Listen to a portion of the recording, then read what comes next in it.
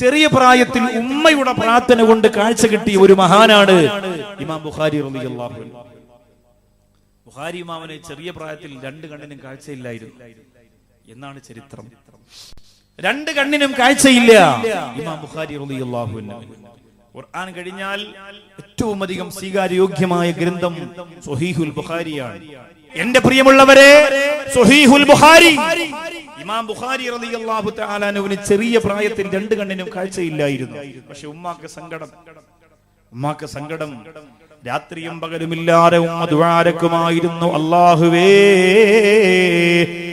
എന്റെ